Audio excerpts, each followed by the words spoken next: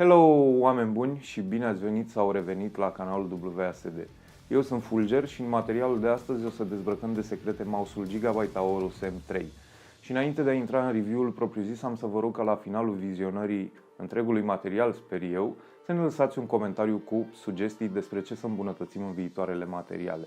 Acestea fiind spuse, hai să începem!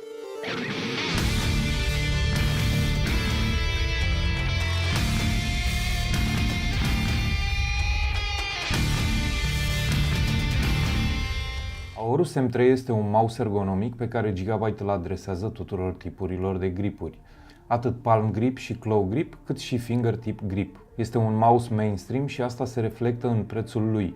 În România poate fi cumpărat undeva pe la 200 de lei. Totuși, pentru acest preț are niște dotări chiar interesante. Pentru o parte dintre voi, compatibilitatea cu RGB Fusion s-ar putea să fie cea mai interesantă. Sunt oameni care vor ca placa de bază sau placa video să fie sincronizate cu mouse-ul.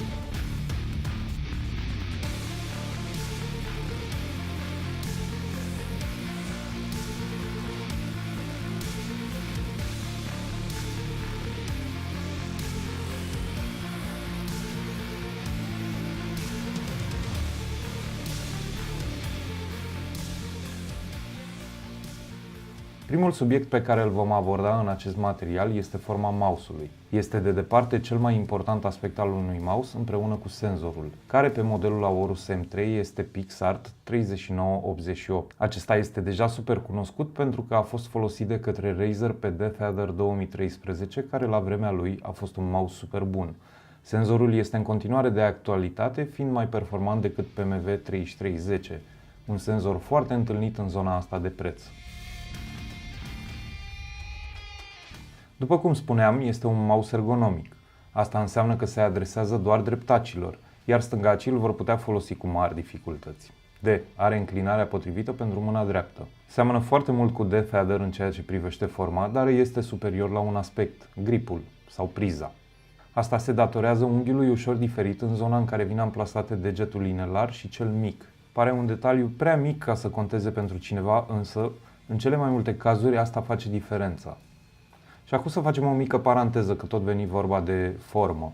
În ceea ce privește măsurarea bazei mouse-ului și comparatul ei cu lungimea de la vârful degetului mijlociu până la încheietură, ei bine, această procedură este total greșită. În primul rând, mâna nu stă dreaptă pe mouse, iar în al doilea rând, mâna nu stă pe baza mouse-ului. Așadar, dacă vrei o măsurătoare ca lumea, trebuie să măsori suprafața de contact a mâinii cu mouse-ul. Vedeți voi, mouse-ul nu îți vine în mână până la încheietură. Deci faptul că ai 18-19 cm de la vârful degetului mijlociu până la încheietură nu are nicio legătură cu cei aproximativ 15 cm de pe cocoașa mouse-ului. Butoanele principale au aceeași formă și aceleași canale, între ghilimele, pentru degete. Este o caracteristică foarte mișto pentru că sporește confortul. Butoanele laterale sunt mult mai bine poziționate la Aorus M3 și sunt și un pic mai mici. Asta înseamnă că vei avea aproximativ 2 mm în plus pentru amplasarea degetului mare. Nu îmi place însă faptul că sunt prea moi butoanele laterale și se apasă prea ușor. Cu alte cuvinte, lipsește feedback-ul sonor și tactil.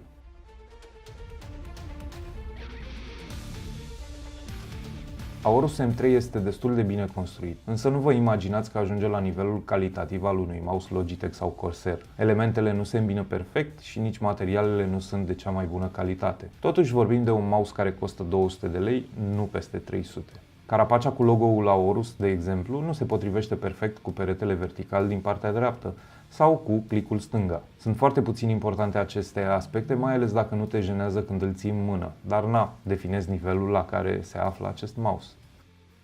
Un alt aspect pe care vreau să îl mai precizez în ceea ce privește construcția mouse-ului este zgomotul pe care îl produce în interior.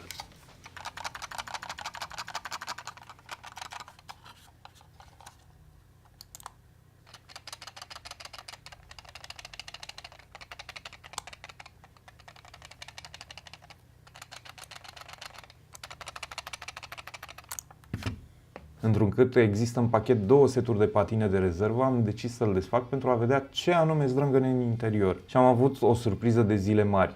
Inițial mă gândeam că lentila senzorului se mișcă. Știam că o parte din zgomot e produs de către rotiță, dar restul din cauza senzorului? Ei bine, nu. Foamea lor după iluminare mega extra fancy i-a făcut să se faulteze singuri. Pâlnia, între ghilimele, care conduce lumina de la LED către logo-ul la Horus de pe cocoașă, nu este bine prinsă. Aș fi putut să-i pun niște super glue ca să o fixez ca lumea, dar am decis să o scot de tot ca să văd dacă chiar se strică grav iluminarea. Și nu se strică.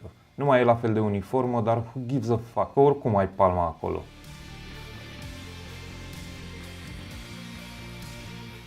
Aorus M3 este un mouse mișto dacă te pasionează intervențiile chirurgicale pe mouse și de gaming. Este foarte ciudat zgomotul pe care îl produce și dacă vă cumpărați un asemenea mouse, vă îndemn să îl desfaceți și să-i fixați ca lumea pâlnia aceea de plastic sau să scoateți de tot. După reparație am mai remarcat o singură problemă, activarea clicurilor și schimbarea automată a DPI-ului. M-am trezit de câteva ori cu rezoluția maximă aleasă, fără ca eu să apăs pe butoanele ce fac acest lucru.